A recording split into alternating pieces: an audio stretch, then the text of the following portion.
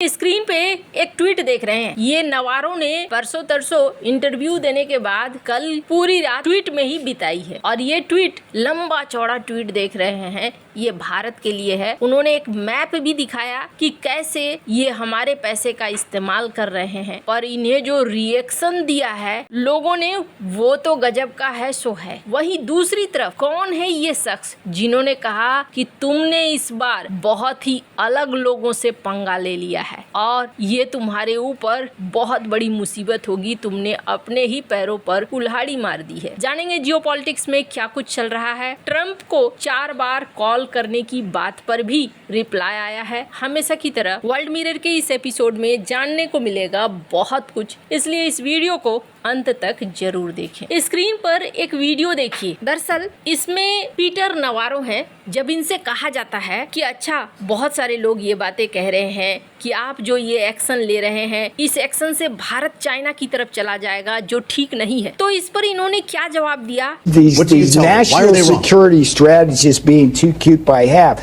The reality is you got to stop India and China from buying Russian oil. You do that tomorrow when the war's over. Okay, the war's over.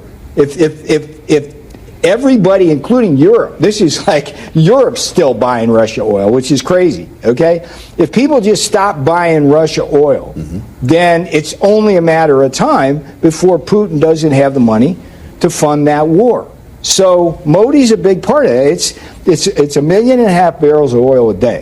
That buys a lot of drones and bombs to kill Ukrainians. Okay, a lot.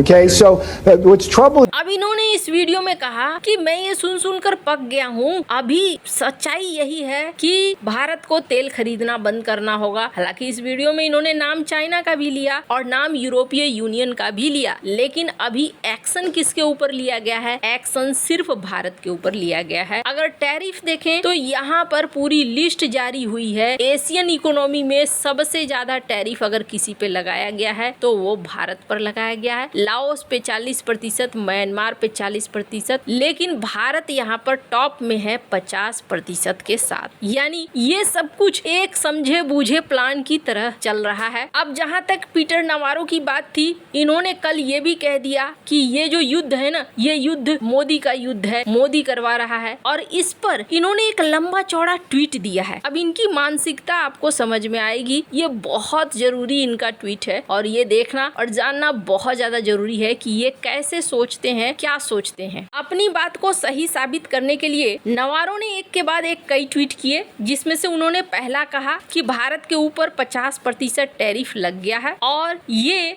Putin के वार machine पर पैसे खर्च कर रहा है भारत, इस वजह से ये टैरिफ लगा हुआ है। उसके बाद इन्होंने एक दूसरा ट्वीट किया जिसमें उन्होंने एक मैप दिखाया है और मैप दिखाकर कहा है कि देखो, ये मैप बताता है कि कैसे अमेरिका का पैसा भारत ले रहा है और फिर भारत यही पैसा रूस को दे रहा है। अब इस मैप को जरा ध्यान से देखें, आखिरकार इस मैप में ये क्या बताना चाह रहे हैं। हालांकि इस मैप को लेकर इनकी बड़ी फजीहत भी हुई है। इस मैप में ये दिखलाना चाह रहे हैं कि देखो किस तरीके से भारत और रूस का जो तेल का ये कारोबार अमेरिका को भी हिट कर रहा है। इनका कहना है कि भारत अमेरिका से व्यापार करता है और व्यापार में भारत अच्छा खासा मुनाफा कमाता है। इसलिए मुनाफा कमाता है क्योंकि भारत का सरप्लस रहता है और अमेरिका इन्हें डॉलर दे रहा है सामान के बदले में। भारत क्या कर रहा है, इसी डॉलर को यानी इसी पैसे को दे रहा है रूस को और बदले में तेल खरीद रहा है। तो ये हमारा पैसा है जो भारत इस्तेमाल कर रहा है और हमें क्या करना पड़ रहा है, एक तरफ भारत को देना पड़ रहा है, हमें एक तरफ यूक्रेन को देना पड़ रहा है कि आप अपना बचाव करिए। तो यहाँ पर हम भारत को देना अगर बंद कर देंगे तो भारत फिर इन्हें पैसे रूस को नहीं देगा। हालांकि कमाल की लॉजिक है। इसी मैप के आधार पर एक यूजर ने ऐसा मैप भी बना दिया है इनको जवाब देते हुए, और इस मैप में क्या कहा जा रहा है कि देखो जी, असलियत ये नहीं है। असलियत क्या है उसको थोड़ा ऐसे समझो कि अमेरिका तेल खरीद रहा है फर्टिलाइजर खरीद रहा है, यूरेनियम खरीद रहा है रूस से, और फिर इन्हें बेच रहा है नाटो के देश को और अपने लिए भी इस्तेमाल कर रहा है। इसके अलावा अमेरिका हथियार भेज रहा है, और ये हथियार के लिए पैसे कहां से आ रहे हैं? पैसे आ रहे हैं नाटो के देश से। नाटो के देश पैसे दे रहे हैं अमेरिका को, और अमेरिका फिर उस हथियार को दे रहा है यूक्रेन को। और रूस से ऑयल, गैस, फर्टिलाइजर, यूरेनियम ये चाइना भी खरीद रहा है। तो ये जो मैप है, ये मैप कुछ ऐसा है, तुम भी खरीद रहे हो, चाइना भी खरीद रहा है, यूरोपीय यूनियन भी खरीद रहा है, तो फिर यहाँ सिर्फ एक पर टैरिफ क्यों लगेगा? हालांकि इसके बाद भी उन्होंने कई सारे ट्वीट किए हैं, जरा उन ट्वीट को देखें कि आगे वो क्या कहते हैं। तो यहाँ पर आगे वो कहते हैं कि 3 रिफाइनरीज हैं जो यहाँ पर पार्टनरशिप कर रही हैं रूस से, अच्छा खासा पैसा कमा रही हैं। उसके बाद ये कहते हैं कि देखो इनका ग्राफ एक समय कितना नीचा था, अचानक से कितना बढ़ गया। और फिर इन्होंने कहा कि भारत की बिग लॉबी जो है, ऑयल लॉबी, वो खरीद रही है, 1 मिलियन बैरल से ज्यादा खरीद रही है, और यूनाइटेड स्टेट इस तरीके से पेमेंट कर रहा है। भारत इसके साथ साथ रूसी हथियारों को भी खरीद रहा है, रूस के साथ दोस्ती भी रख रहा है, और ये सब कुछ बाइडेन सह रहे थे, लेकिन हम नहीं सहेंगे। और अगर भारत चाहता है कि अमेरिका एक रणनीतिक साझेदार की तरह व्यवहार करे, तो भारत को उस तरीके से एक्ट करना चाहिए। अब यहाँ पर ये जो बातें हैं, इन बातों को लेकर ऐसा नहीं है कि भारत कुछ कह रहा है, भारत की तरफ से ज्यादा कुछ नहीं कहा गया, लेकिन इनके खुद के बहुत सारे एक्सपर्ट हैं। जैसे स्क्रीन पर एक आर्टिकल देखिए इवान का, इन्होंने कहा कि जो तर्क दिया गया है ना, वो बेकार का तर्क है, सिर्फ भारत और अमेरिका के रिश्तों को खराब किया जा रहा है। ये मोदी का वॉर नहीं है, बल्कि ये पुतिन का वार है। वहीं दूसरी तरफ ये जिन्हें आप देख रहे हैं, रिचर्ड वुल्फ, बहुत ही जाने माने इकोनॉमिस्ट हैं और अच्छा खासा इनका रुतबा है। इनसे पत्रकार ने सवाल किया, हालांकि आपको बता दूं पत्रकार ने भी बड़े मजेदार ढंग से पूछा। पत्रकार ने कहा कि मैंने जब भारतीय राजदूत से बातचीत करी तो उन्होंने कहा कि आप कौन होते हो हमें बताने वाला कि हम कहां से खरीदे और कहां से नहीं। और उस मोमेंट मुझे ये लग गया कि अब दुनिया बदल चुकी है, दुनिया वैसी नहीं है। इस चीज को जरूर सुने।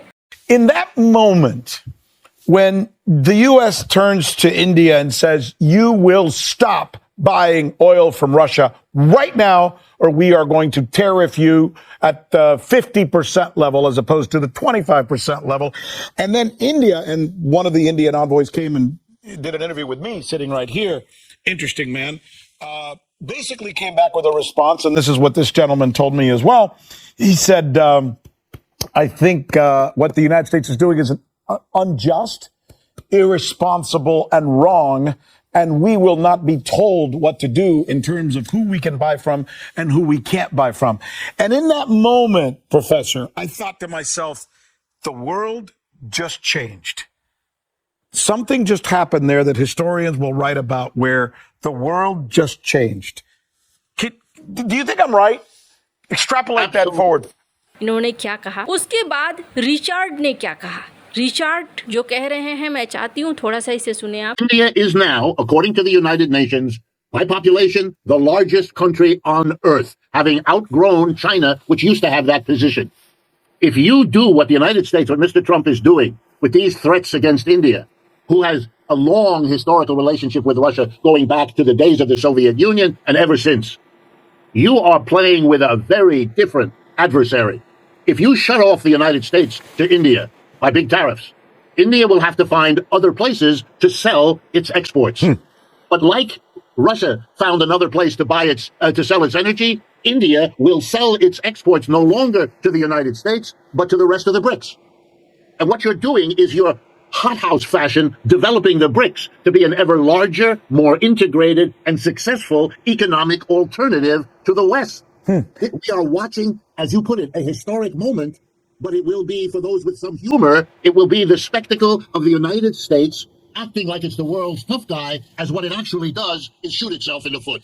इन्होंने कहा कि ट्रंप ने अपने पैरों पर कुल्हाड़ी मार ली है, इसलिए कुल्हाड़ी मार ली है कि जिस देश की वो बाह मरोड़ने की कोशिश कर रहे हैं, यूएन कहता है कि दुनिया में वो सबसे ज्यादा जनसंख्या रखने वाला देश है। अगर अमेरिका अपने मार्केट को बंद करता है तो भारत क्या करेगा? भारत ब्रिक्स के मार्केट में बेचेगा, अमेरिका को नहीं मिलेगा। लेकिन ऐसा नहीं है कि भारत का माल बिकेगा नहीं, उल्टा जो ब्रिक्स कभी मजबूत नहीं होना चाहिए। डोनाल्ड ट्रंप के एक्शन से वो ब्रिक्स मजबूत हो रहा है और ये सबसे बड़ी कुल्हाड़ी है जो डोनाल्ड ट्रंप ने अपने ऊपर मारी है। वैसे आपको बता दूं, ऐसा लगता है ना जैसे भारत और अमेरिका के रिश्तों की सुपारी दो लोगों ने ले रखी है। एक तो ये इनके बेसेंट हैं जो वित्त मंत्री हैं और दूसरे ये नवारो। खैर, इन सब के बीच व्हाइट हाउस से रिएक्शन भी आया है जिसमें कहा गया कि नहीं, भारत और अमेरिका के बीच में रिश्ते अच्छे हैं, डोनाल्ड ट्रंप और मोदी अच्छे दोस्त हैं और ऐसा नहीं हुआ है कि इन्होंने फोन किया हो और उन्होंने नहीं उठाया हो। दोनों की तरफ से खारिज किया गया। अब ये भी सवाल उठता है कि भारत की मीडिया में छोड़कर, अमेरिका की मीडिया में छोड़कर जर्मनी की मीडिया में ये क्यों पब्लिश हुआ? कहीं ऐसा तो नहीं है कि यूरोप नहीं चाहता है कि रूस यूक्रेन युद्ध समाप्त हो और कहीं ना कहीं डोनाल्ड ट्रंप के ईगो को ठेस पहुंचाना चाहता हो? खैर, अब पर्दे के पीछे ऐसी जो बातें होती है ना, ऐसी बातों की सच्चाई कभी निकल कर नहीं आती है कि फोन किया नहीं किया, बस जो मीडिया में बातें आती है वही आती है। वैसे आपको क्या लगता है इन सब मामले में? आपकी क्या राय है? कमेंट कर जरूर बताएं। जल्द मिलते हैं अगले वीडियो में नई खबर के साथ।